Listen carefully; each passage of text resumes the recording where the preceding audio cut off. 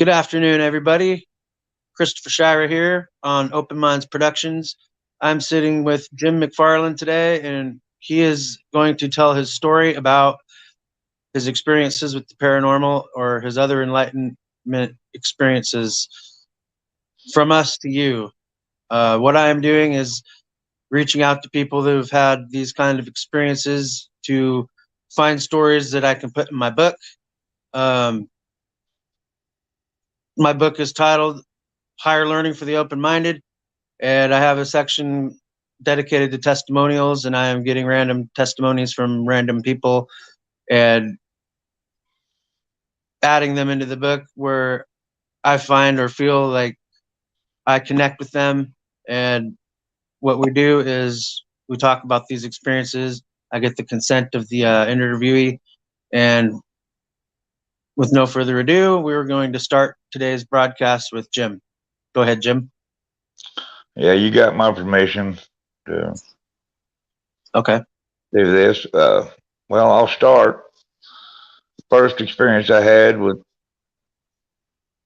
the UFO agenda was, I guess I was probably 12, maybe 13 years old in the early 80s in Arizona. We lived in a small community called Goodyear, Arizona. We didn't live right in town. We lived out in the desert. But anyway, me and the neighbor girl and my little brother, we sitting in the backyard one night on a picnic table. And you know, Christopher, how the Arizona sky is. There's no, you can see everything at night. Anyway, we're sitting there talking, and just out of the blue of the moon, excuse me, Bless out of the you. blue of the moon, it just lit up like somebody was above us with a floodlight, and they turned the switch on, and it was just beaming down on us. And we look up, and there's a craft, and it's circular, and it's a circle, saucer shape, and it's got lights around the perimeter of it from the bottom that I can see, and in the center of it, this light that's beaming down on us is coming right out of the center of it like a beam of light. Well, it scares us, so we get up and we run in that back door of the house going into the kitchen. Well, my mom and dad was sitting there, and my dad wanted to know what was going on because we were screaming, and I told him, I said, I don't know what it is. There's something out there in the sky. It just appeared out of nowhere. I think it may be a flying saucer is what I said at that time as a kid. And he starts laughing, and he said, well, let's see this flying saucer. We get up and walk out on the back porch, and this thing's gone. It's nowhere to be seen. It has completely disappeared. This is like Sunday night. Well, Monday morning we get up, go to school. Well, me and my brother and this girl, neighbor girl, we all had, uh, our skin was bright red like we was getting a sunburn. I mean, we was like a cooked lobster. Well, we go to school. Well, teacher asked me how I got such a bad sunburn because I was pretty dark, and I started telling her about what went on. Well, Tuesday afternoon when we get out of school and go home, when I get home, here's a U.S. government car and a Lincoln Continental in the driveway with U.S. government plates. Well, we go in the house, and here's two agents, and they start questioning us about what we saw. Well, then they start trying to cover it up. They start telling me and my little brother that was the Goodyear blimp we saw. And I looked at them straight up and told them, that wasn't no blimp I saw. A blimp ain't circle shaped, and a blimp don't move out that quick. I said, and most blimps I've heard at running that low of altitude, I could hear a motor buzzing. There was no sound to this thing at all, and it disappeared in a split second. And they started getting irate because I kept arguing with them. And finally, my dad told me, he said, just shut up. Them men know what they're talking about. If they say it was a blimp, it was a blimp. Well, after they left that evening, he told me and my brother, he said, you can't argue with the government. He said, that's a dead end arguing with them people. Just let them think they're right and move on. So that's what I did. But, and I've had a few more experiences. I had a couple more experiences in the alien deal, and I'll go ahead and tell those. Now, the next time I had an incident like this, I was driving a truck, tractor trailer cross country, and I was coming out of Wisconsin into Illinois one night. And it was dark. I don't know, probably 10, 11 o'clock at night. And I just come into Illinois, northern Illinois, and I was coming down the interstate, and just all of a sudden, this bright flash. And the best I can explain it would be like the movie Men in Black when they flashed the thingy in your face to erase your memory. Yeah, that was kind of flash it was. It was so bright, intense that I just went. I couldn't see nothing, so I start hitting the brakes on the truck because I'm in the middle of the interstate. You know, I don't want to run off the road or hit somebody or something. So I start hitting the brakes, and about that same time is when this intense light starts dimming back out. You know, dying out. And my vision starts coming back to me. Well, I'm no longer on the interstate. I'm on a 2-lane road, and I'm dumbfounded. I look up, and here's a red light in the middle of nowhere, and it's red, and I slam on the brakes and stop. And I look off to my left, and there's a little convenience store at this intersection.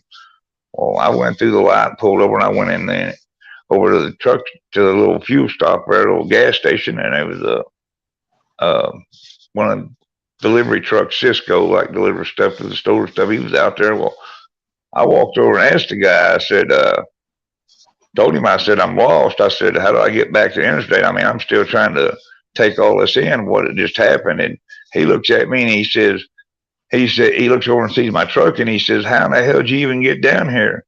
He said, it's almost 50 miles back to the interstate. He said, and that road you're on has a weight limit on it. There ain't supposed to be no trucks on it. So I told him, I said, I have no idea. And he looked at me like I'm crazy. I said, all I need is just some, directions how to get back to the interstate. And he told me how to go. Well, I can take off and go back that way. And when I get back over, I don't know how far I was over, probably 15 or 20 miles, I came up to a town that I had to make 2 90-degree hairpin turns to go through. And I had to come through that town to come over there. And I thought, I don't remember coming through here, so I don't know what went on there. I do know the next day I did see on the news where they had an accident just down the road. And a truck driver and some people got killed in a car wreck just shortly after that happened to me. So I don't know, maybe somebody teleported me out of harm's way or what, but I was pretty dumbfounded on that. And I lost, I don't remember how long I lost, but because just before it happened, I'd been on the phone with my wife and I called her.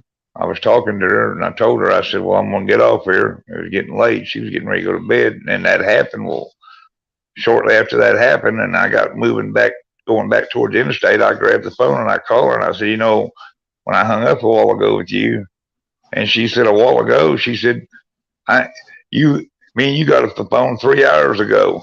I mean, I lost that much time too in that little short period of time. So that's what really dumbfounded me. And, now the next incident I had, and Jim, Chris, and yeah. I've already told you this story, and Jim about what happened. Anyway, I go to bed one night, and I wake up wee hours of the morning, nighttime. It was still in the middle of the night. I wake up, but I can't move. I'm paralyzed. All I can do is see and hear. I can't move my lips. I can't move my eyeballs side to side. All I can do is look straight ahead, and I'm paralyzed. And when I first open my eyes, I get the fright of my life. Here's 3 short alien grays standing at the foot of my bed. And I start panicking because I'm paralyzed. I'm trying to get loose because, no, this ain't happening. Well, I can't do shit. Well, the one in the middle, he stepped forward and he stuck his hand out like that. And he only had I don't remember, like a thumb and 3 fingers or something. He starts towards me and I really freak out. He starts around the side of the bed and I really freak out. Well, just before he gets to me, he's got his hand out like he's reaching to touch me. And I just close my eyes and I start saying, help me, God. And about the time he lays his hand on my chest, it was just like God had laid his hand on me. I got the most peaceful. I've never felt that peaceful or that much love in my life. It was hard to explain. It was the most beautiful feeling I'd ever had. It was like God had laid his hand on me. And I got just as calm. My heartbeat mellowed out, regulated. I was good. And in a little bit, I felt him take his hand off of me. When I opened my eyes, there was nobody there. They was gone.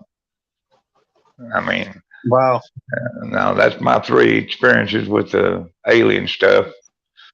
Now, I'm going to tell the viewers, Chris, the story I told you about the screaming banshee woman. Now, this ain't alien connected, but it's paranormal. I've told you the story, and you heard it. Supernatural. And yeah, and this story you told me you had heard it from other people before. I was a child. We was living in Phoenix, Arizona. I was only, I don't know, I was 16, I think. And a friend of mine, he just came home from the Navy. He was 17. He'd been to boot camp. And when he come home, on leave for a week, me and him was out one night and we was walking down a real dark street. This part of Phoenix is an older part of Phoenix in the mid part of town. And they got these big old giant English style houses, mansions, and big hedgerows and stuff. And there ain't no street lights, modern street lights. These are like them little gas lamps on the corner kind of street, real dark. I mean, we're walking down the middle of the street and we were just talking, and I see something out of my. I wasn't even looking straight ahead. I was just walking, talking to him, and I seen something, just a glance of something go across the road in front of us, street, and it was just a quick right flash, just like that. And I was like, "What the hell was that?" I asked him if he saw it. Yeah, I said, "What was it?"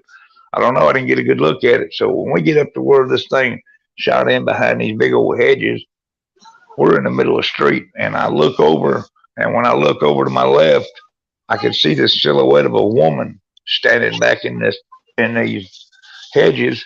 Well, she was quite a ways off. I mean, she was probably 25 yards from us, and all of a sudden I could see her. She just come straight at us. Looked like she was, just levitating like that with her hands out, and that look, that woman's face. I don't ever want to see that again. That was the ungodliest looking thing I'd ever seen. And she was screaming like a banshee Indian at the top of her lungs coming straight at us. So we break and run and we ran off. Well, after we got away and I calmed down and thought about it, I thought, well, it's probably some nut messing with you, somebody messing with people. We didn't think no more about it. Oh, probably 8 or 10 years later, I had moved in the meantime and went back home to where I was born in Missouri. Well, about 8 or 10 years later, we moved back to the area. Well, me and my brother and his wife one night, we went to the theater and we was on our way back from the walk-in theater, and we'd watch some kind of supernatural movie or something. And my brother tells my sister-in-law, or tells me, says, tell my old lady about that woman you and your buddy saw at night. And I tell her about it. So she's the kind, she's just a kid. She's only like 17. She's, come on, go by there, go by there. I'm driving the car. And she, go by there, go by there. So I said, all right, I'll go by there. So I go down this street and I'm coming up to where it happened at, driving down the same direction I was walking. And when I get to that point, I go to my left and I get on the wrong side of the street and I'm right up next to the curb. And just as I roll by them hedgerows, I got my arm out the window and I'm looking at my sister-in-law on the passenger side. Now my brother is sitting directly behind me. Well, I'm looking over at my sister-in-law on the passenger side, and her eyes just keep getting bigger and bigger, and her mouth flies open, and she's having trouble speaking. And I started to tell her, don't be screwing with me, because she was kind of always pulling practical jokes. I started to tell her, don't be screwing with me, Amanda. And just about the time I thought about saying that, I feel something grab my wrist, and I turn, and this crazy banshee woman that chased me 8 years before is right there in my face, and she's trying to come through the window, right, I mean, within inches of my face, and she's screaming at the top of her lungs, bloody murder. I about tore that transmission out of that car leaving. I mean, scared the shit out of me. I took off. I thought my heart was going to stop. I took off, and as we got gone, I said something to my brother, and he started talking. I looked around, and he's on the passenger side behind my sister-in-law, and he's in a fetal position up against the door, and he's petrified. He's white as a sheet, and he says, what in the F was that? He's hysterical. And I said, I don't know, but I ain't going back to find out, and I'm not going back. That's out of the question. But yeah, I looked for other stories, Christopher, of people seeing the same thing, but I never did find any. Wow, almost sounds like La Llorona. Yeah, I don't know what that was, but I didn't want no part of it. Yeah, that would be kind of a trip. Yeah. Now, I've never had an experience with a skinwalker, but my oldest son, David, he has. He's he got to messing with some crazy woman that was into witchcraft and all that crap. And he pissed her off. Well, he kept telling me he was having a dream about a skinwalker would come to him every night in that bedroom where he slept in that house I lived in Arkansas. And he kept telling me that this skinwalker kept telling him, I'm going to take the most important thing away from you. And well, the most important thing to him was his little girl. She was only a couple of years old at the time. And David said, I told him, the only way you'll do that's over my dead body. And he said, this skinwalker told him in an evil voice, well, I can arrange that too. This kid had got so scared that he wouldn't even go to sleep, Chris. And I finally contacted a psychic medium, and she did some research on my house. Well, come to find out, my house was built on a primitive burial ground, ancient Oh, burial wow. ground. And she came and blessed the house and did some kind of blessing she did. And my boy, he showed me, he said, from that day forward, he said, I never was bothered no more. He said, I never had no problem with that. And since we moved since then, but he's scared to death of the Skinwalker Ranch. When he first come to Arizona last year, I took him up to Skinwalker Ranch. I wanted to camp overnight up there, Chris. He said, bull crap. He said, I'll hitchhike out of here. I ain't spending the night here. But I don't mess with the paranormal much anymore. I used to do a little bit of that investigation and stuff. And then I told you that incident where I was attacked that night in the cemetery, and I caught that EVP at the same night. I've kind of backed away from that because you never know what you're dealing with when you're dealing with something like that. You don't know whether if it's a friendly spirit or it's a demon or what the hell it is. And I know I was physically, or cloaked being that's just yeah, standing there. yeah. I mean, and I was physically attacked that night, and yeah, no, no more. Because after they attacked me that night, like I told you, they shoved me that night, knocked me down, and I jumped right back up, grabbed that sage bundle out of my pocket, my lighter, and I said, "Not tonight." And the second time it hit me, he hit me harder. Whatever it was, hit me the second time about 3 times harder than he did the first time, and knocked me back about 12 foot on my ass. And didn't take me long to come out of that cemetery. And like I told you, when we were leaving, when we walked by that one grave I was telling you about, where that woman was an accused witch, and they hung her and then buried her. When we walked by that grave, that's the night I caught that EVP. You can hear her plain as day hollering, "Help me!" And yeah, and then I was sick for a couple of weeks after that. But yeah, I haven't been back out doing much of that. But yeah, when we get off here, I'll send you that. I'll send you a link to that EVP. You can post that too here. Okay. Yeah, it was. Wow, interesting. You know, our buddy Jim, he's always teasing me about wanting to go meet that woman, that banshee screaming woman. I told him, I said, I'll take you down there and show you where it's at, but I'm not stopping. I'll drop you off the end of the block and you're on your own, partner, because I'm not going back over there. Right.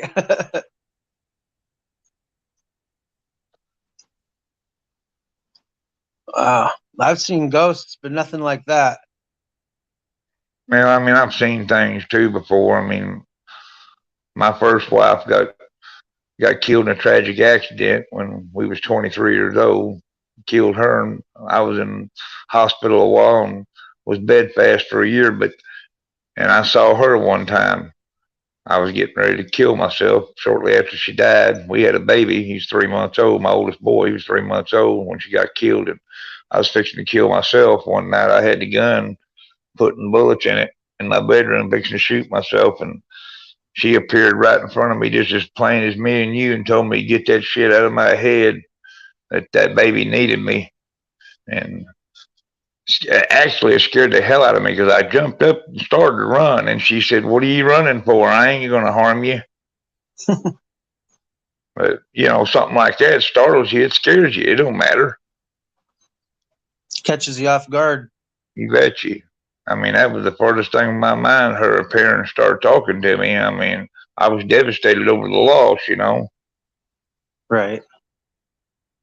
But I was pretty young and stupid then. But when that happened to me, that verified there's a life in the hereafter. Indeed. And I've always been a firm believer in that. I believe there's a thin line between here and the hereafter. They're right here with us. We just can't see them. They can see us, but we can't see them unless circumstances are right. Right. You know, and it's just like my son, 3 months old. Here's another little story, little tidbit. It's not really supernatural, but it's creepy.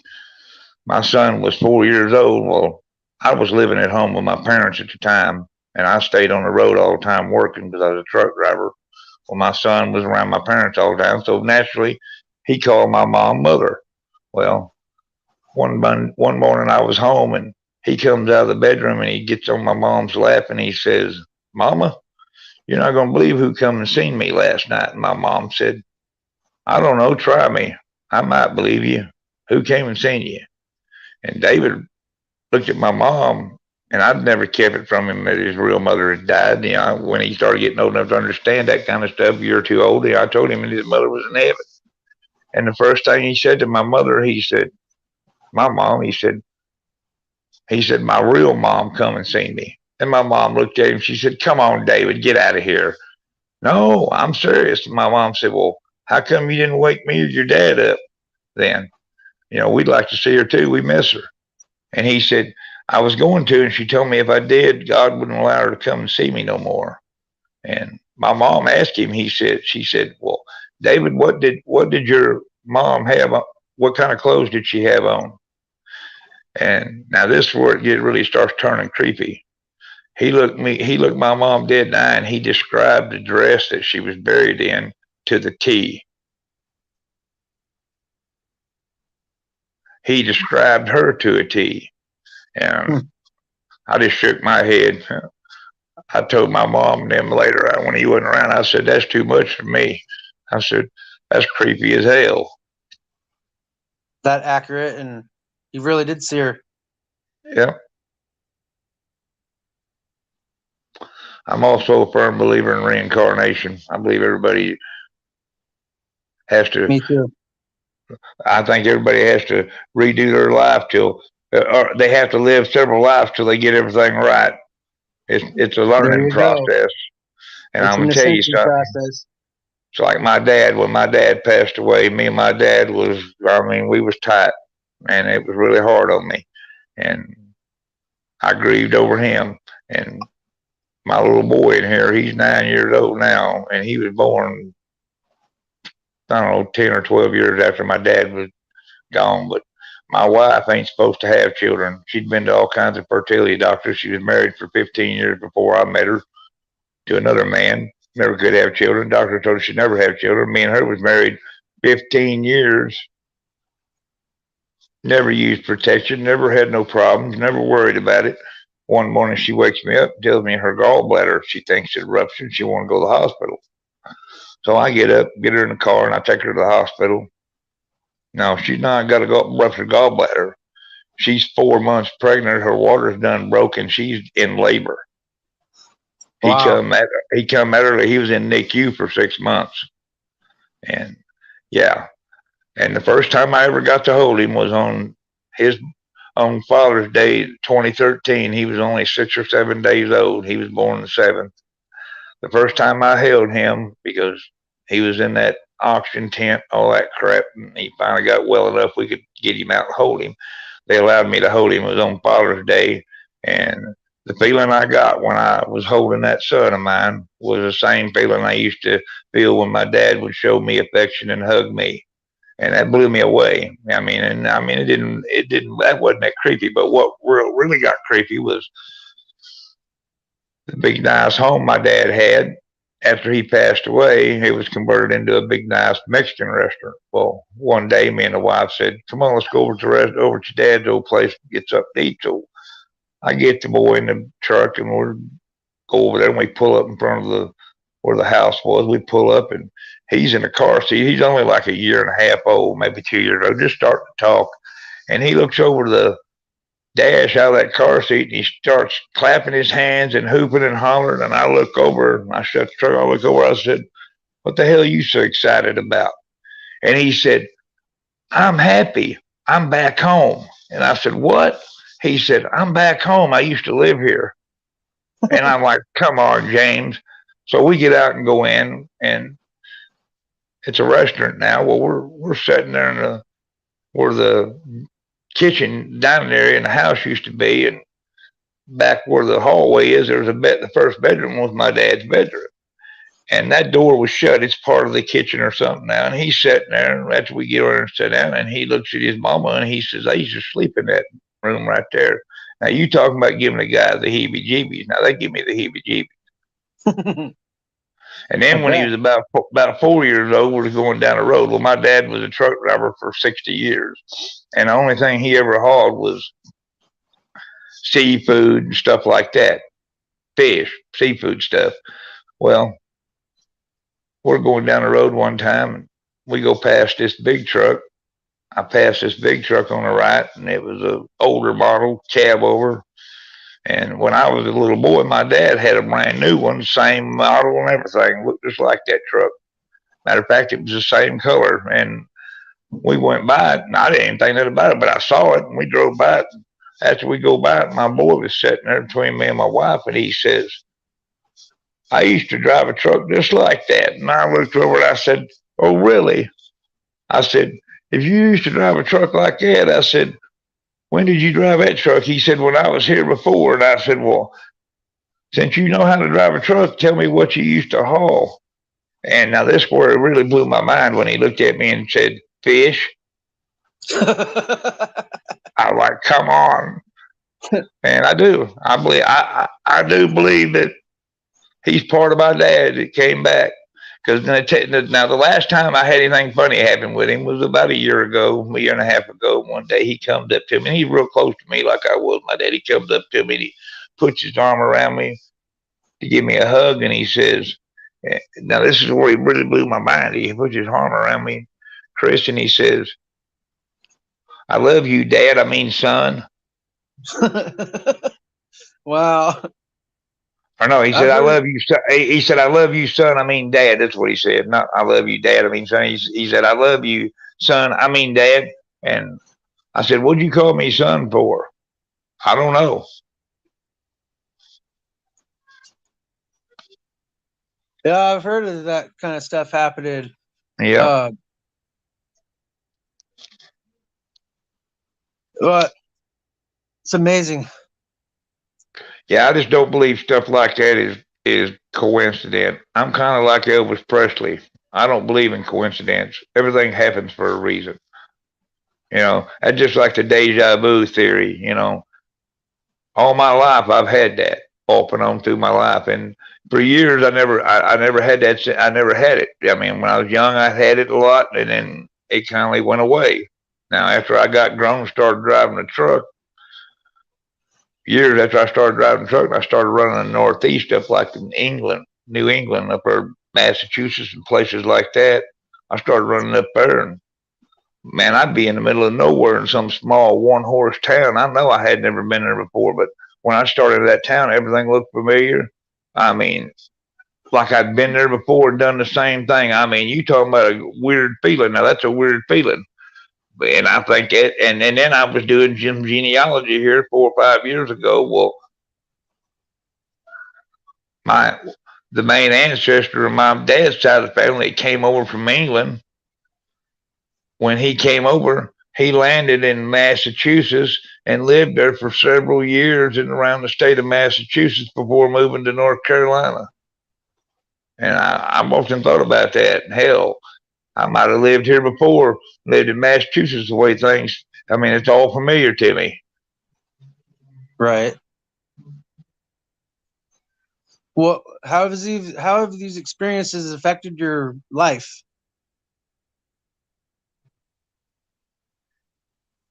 Huh? I mean, How have I look at things different. I mean, it ain't really changed my life much, other than scaring the hell out of me a few times. But it makes me respect what I have seen. right? I mean, it ain't really changed my life as far as general as my life, how I live my life or anything. But it has made me open my eyes to we're not alone. I do know that. And Right. I'll just tell you, like I tell Jim and everybody else, and I've been accused of being an atheist, and I'm not an atheist. But I will say this: I don't take I, I take the Bible with a grain of salt because there's so many contradictions in that Bible. That Bible will say one thing here, and 3 pages later, it's completely contradicts itself, and then talks all kinds of crazy, like Adam and Eve had Cain and Abel. Well, Cain killed Abel. Well, then Cain fled to the land of Nod and married a blacksmith's daughter. Where the hell did this blacksmith's daughter come from? Whoever wrote that King James version of the Bible, he wasn't a very good author because it's a crock of shit. I'm gonna tell you what the modern. I'm gonna tell you what the Amen modern to that. Bible is. I'm gonna tell you what the modern Bible is. And I ain't saying it. I ain't saying it's all lies because there is some truth in it. Because I've read the original scriptures too, the Hebrew scriptures. But the Bible of today is nothing but a brainwashing tool. Is all the fuck it is. A brainwashing tool to control the masses and the weak-minded. In my Right. opinion. I mean, that's Right. just my opinion. People can disagree with me on it. They don't. I don't care. But I'm not atheist, and I do believe in a higher power. I just don't believe in that crap in the Bible. And it's like I've told Jim, what kind of good loving God? I mean, he teaches in the Bible. They teaches in the Bible that we're all His children, and He loves us all equally. Okay, now this shit was hellfire is a crock of shit. There's no such thing as hell. And there's no such place as heaven like the Bible describes it with gold lined streets and all that bullshit. I mean, I ain't Nope. gonna say there ain't a better place, but I'm telling you right now, there ain't no such place as hell. That ain't nothing but a goddamn scare tactic. Now, Yep. Thank you. my theory on this is, brother, what kind of good loving God? We're all supposed to be His children, and He loves us all equal. Okay, now let me ask you a question. This is just for example. Okay, now if you got a child, which I don't know if you got kids, Chris, but if you got kids, would you take one of your kids because he pissed you off instead of beating his ass with a belt or whipping his ass? Are you going to go out in the backyard and dig a big pit, build a big bonfire in the son of a bitch, and then take him out there and throw him in it? No. No, and neither is God, and don't expect him to. That's the biggest bunch of bullshit was ever put in the Bible. I mean, it's all scare tactics, is all it is. Yeah. I mean, we're supposed to all have free will, but let me tell you, any God that tells you got to do this and do that to make it to heaven, that ain't free will. No, that's authoritarianism. That's right. And as far as going to heaven, if there is such place as heaven, I've got as good a chance as any other son of going to heaven. I don't care what that stupid book says. And that crap talking about you got to be humble as a newborn baby to go to heaven. Well, if that's the case, there ain't nobody going to be in heaven. So they might as well wipe their ass on that book they've been reading. All right. I look at heaven and hell as mental states, like states of mind. Like when you're down in the lower vibrations, like remorse and doubt and fear and anger, depression and all that. That's more of like the embodiment of going through hell, right? But Yep. then when you're in the higher vibrations of like peace, love, joy, compassion, and serenity, bliss, those are like experiencing a heavenly feeling. You know, Yep. I don't really believe that these places are actual places, but it's more like a state of mind or a frequency or a vibrational state. Like the energy you are embodying on the moment of death is the afterlife that you're going to experience. So like if you die in fear, then all that energy of fear is going to Yep. attach to you and keep you in a state of fear in the afterworld. And Yep. then and if you die in like a joyous state, then your spirit's going to travel on to a more pleasant afterlife. Yep. Well, I just want to say this to the viewers, and I'm not downing anybody for reading the Bible or their religion. That is your business. I have not a problem with it at all. If if you're reading the Bible, then good for you. I mean, at I least don't read it. I mean, I know that, but I'm saying a lot of people does read the Bible, and it don't matter what me or you say about it or how we believe. They're going to keep reading the Bible, and I don't have a problem with that because the way I look at that, if they're reading the Bible at least their heart's in the right place. You Right. know, I mean, I don't down nobody for a religion, but Like I told somebody yesterday, he's talking about this, and I said, well, first off, I said, apparently you ain't read all the modern Bible, because he says in the Bible, Jesus Christ says in the Bible, I'm not of this world and neither is my Father. I said, well, if he's not from this world, then there ain't but one other explanation here. They're extraterrestrial. If they wasn't from this world, then they got to be extraterrestrial. They're alien to this planet. I said, Right. so open your eyes. Well, like the Book of Enoch. I don't know if you've ever did any studying on the Book of Enoch, but the Book of Enoch, that's pretty much what all that book is about, is the UFOs and aliens and all that stuff. And that's part of the Vatican's bullshit. They want to remove that. Just like last night, I was watching a video on YouTube where a guy had written a book in the 1400s or something. This is before there was any such thing as science like we know today. And he was talking about the stars and the heavens and the world being round and that we wasn't alone. Well, the Vatican banned his book, removed him from the shelf, burned all of them, and then burned him at the stake for writing the book. That shows you how evil the Vatican is. Mm. Just like I told somebody the other day, it might have been you and Jim, but that's just like that Pope that retired in 2015 or whatever it was, that resigned or whatever he did. That's just like him shortly before that. He was the one on TV telling everybody all over the world that there was no such place as heaven or hell, like they're taught. Right. Well, you noticed the Catholic religion got rid of him real quick when he started talking like that, didn't they? It's just like this. It's all about the money. Yep. Money and control and power. That's right. Like my dad used to tell me growing up, money talks and bullshit walks, and that's the truth. Yep. If you got money, you can get anything done. Ain't that the truth? Oh, I want to go back on my statement of saying I never read it. I have read it quite a bit, but I've also been more interested in the ancient texts, the older texts from the ancient civilizations, and like older documentations, and yeah, that's the way I am. Yeah, I want to know like more about origins of man rather than history of. I'll tell you a race. I'll tell you a race of people that's really interesting, and I've always been interested in all my life. I've always been glued to the TV, anything that's on TV about them, and that's the ancient Egyptians. It amazes me the things they achieved, like building the Great Pyramids. Those stones that the pyramids are made out of was moved there from like 2,500 miles away, Christopher. And right today, we don't have a piece of machinery that can pick one of them stones straight up. Well, how did you hear people saying, well, how did they move them? Well, I always said they had some outside help. Now, a lot of these clowns will say, oh, they did it with slave labor. I said, if that was the case, as big as them pyramids are, them some would still be dragging stones today. I believe they levitated them. That's right. And it's just like the guy, and I don't know if you're familiar with Coral Castle in South Florida, but Coral Castle, this guy took giant stones. I just saw that about.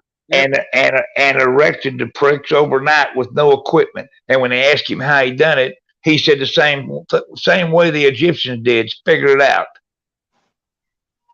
Yeah, he moved here from some foreign country, and Coral Castle. Yeah, it's all made, carved out of coral, and he's got perfectly aligned door that's real heavy, but it's light because it swivels perfectly, and all you need is like the touch of your fingers, and it opens. He did all his work at night. Made a lot of mysteries around this world. That's just like, I don't know if you've seen that.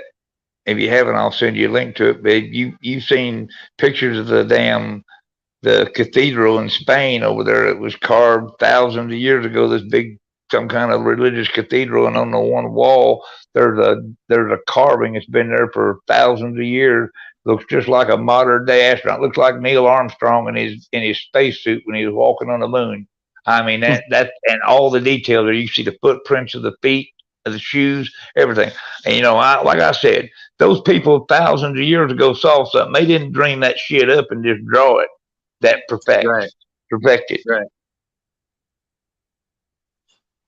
Any advice for the viewers before we wrap this up? Nah, just watch the skies. If you're not a believer, if you watch the skies, you will be a believer. I promise you that.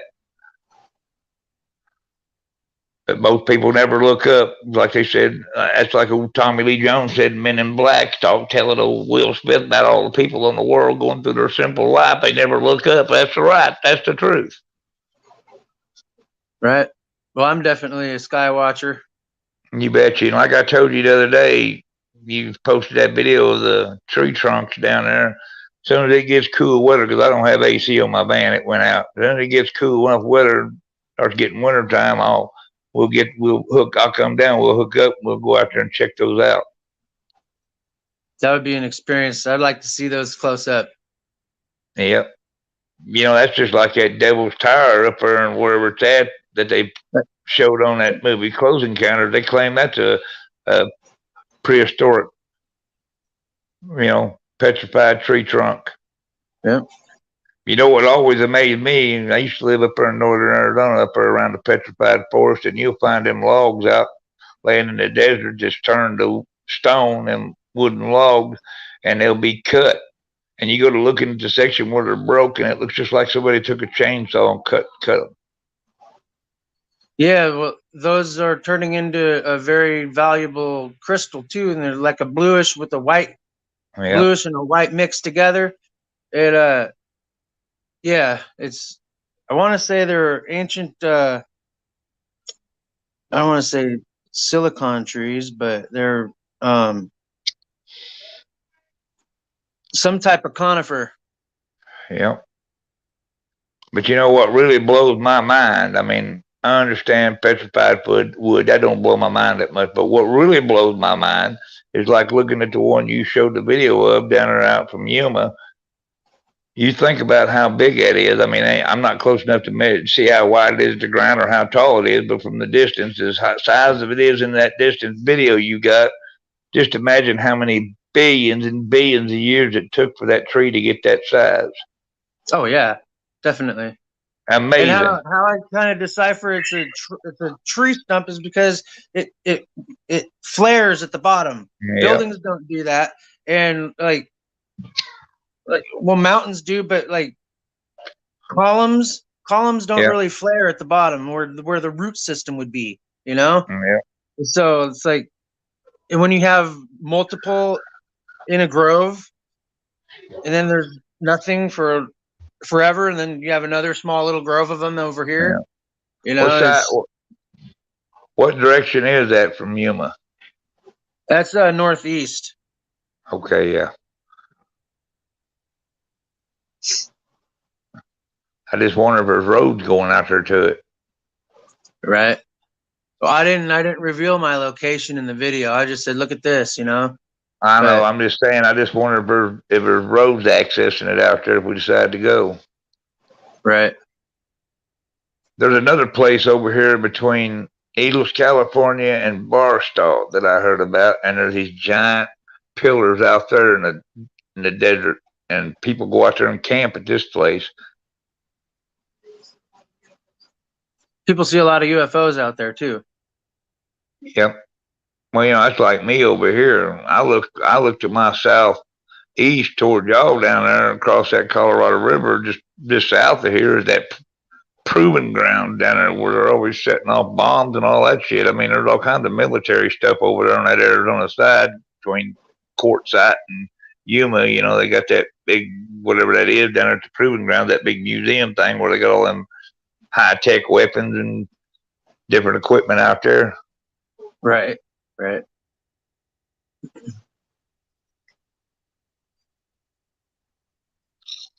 I used to haul out of Yuma all the time when I was driving a truck. Christopher used to haul produce out of there all the time.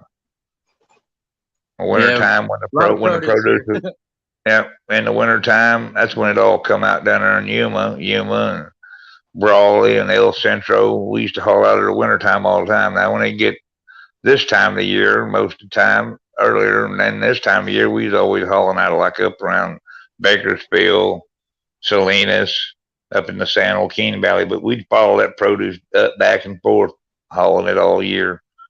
Yeah, I've hauled a lot of it out of Yuma over the years. Yeah, we got lots of produce here.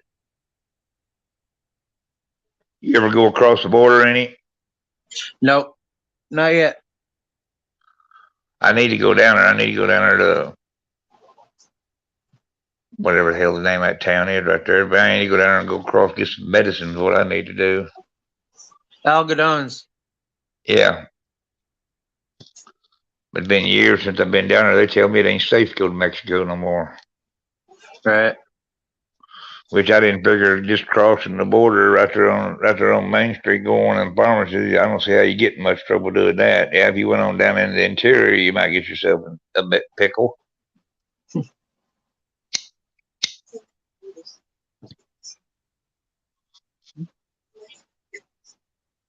Yeah, my girl goes there to get medicine. They what? My girl goes there to get medicine. Oh, okay.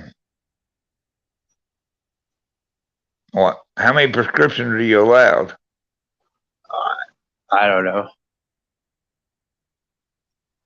She don't know either. Well, at one time, I was told you was allowed 3, but I was also told if you go over to get medicine from a pharmacy, when you go in there and ask for that medicine, you tell that pharmacist that you're bringing it back stateside.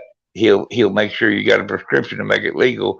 I had somebody tell me if you come out of there when you ain't got a prescription, they stop you at the checkpoint and search you, and they find that you're asked to go in jail. Yep.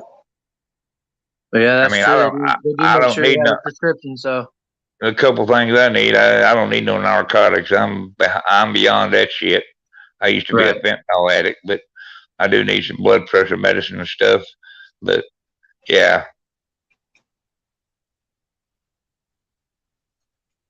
Well, interesting no, interview, Jim. Oh, you got. I know one thing: medicine's a hell of a lot cheaper down there than it is here. Oh yeah. I used to go over to Mexicali and buy it years ago, but I ain't been down none of them places in years. Yeah, it's been good doing this. Need to try to wake all the people up for what's coming, because there's going to be some big changes in the next few years. Oh yeah. Did Oh you yeah. uh did you get to listen to Jim's interview yesterday with Stanton? Uh-uh. Go to his YouTube channel. Who's Jim Jim's Andrew. YouTube channel? Okay. Yeah. Remember who he said he was going to do an interview with? Kinda. Well, I'll just say it. Alien. Hmm. With the alien named Stanton. Okay. Yeah, I'll go check that out then. I know I know it was a big warning about the Hadron Collider, the CERN Hadron Collider. Right. But yeah, when we get off here, call me. I got something else to tell you. Okay. Now this is really going to blow your mind, but I think I think I can trust you to keep your mouth shut. But I got something to tell you about somebody. Okay. I'll just All say right. it Well. like this. I'll say it like this. Somebody I told you I was related to. Okay. But, yep. Yeah, it's been good talking to you. And You too. Thanks for coming on the show today. yeah, we need to do one of these shows again one day and have Jim, another person on here with us, all of us telling our stories. That'd be great. Yeah. Eventually we'll get to that point. Yeah. I want to thank all the viewers for coming in and tuning in and watching today too. I want to thank Jim for sharing his experiences, and I'm going to bring a closing to this interview now, and Thank you for tuning in to Open Minds Productions today. Yeah, Thank you, everybody Jim. have a nice day. Everybody have a nice day, and God bless everybody. And been my honor to tell my stories. And thank everybody for coming in to view. It's been a pleasure hearing them. All right, I'll talk to you in a little bit, Chris. All right, we'll talk to you later. Bye. Oh, the end of our show today, y'all. Hope you enjoyed it as much as I did. Until next time, namaste, peace be with you. Have a good day.